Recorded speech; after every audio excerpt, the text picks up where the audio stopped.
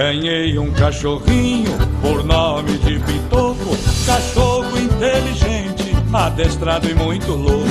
Só faltava falar, se latia eu entendia, até o telefone o malandrinho atendia.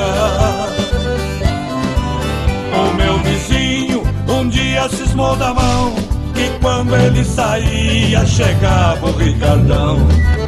Me procurou pra acabar com a traição, emprestei o meu cachorro pra ter a confirmação. Liguei pra lá, Pitoco atendeu, tem alguém aí?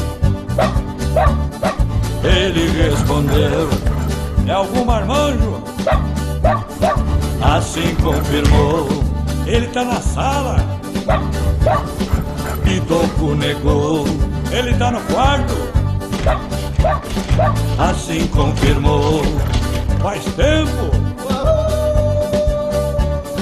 Pitoco uivou, o que eles estão fazendo, Pitoco?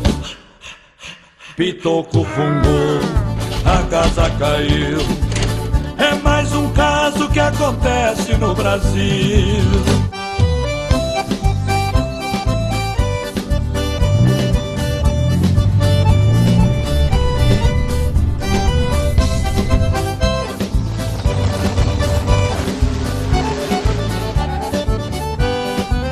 O meu vizinho um dia cismou da mão, que quando ele saía chegava o Ricardão.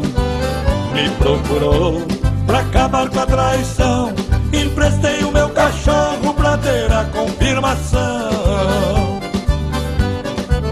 Liguei pra lá, Pitoco atendeu, tem alguém aí? Ele respondeu, é algum marmanjo? Assim confirmou, ele tá na sala. Pitoco negou, ele tá no quarto.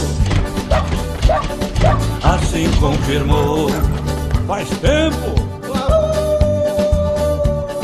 Pitoco uivou, o que eles estão fazendo, Pitoco? Pitoco fungou, a casa caiu. É mais um caso que acontece no Brasil.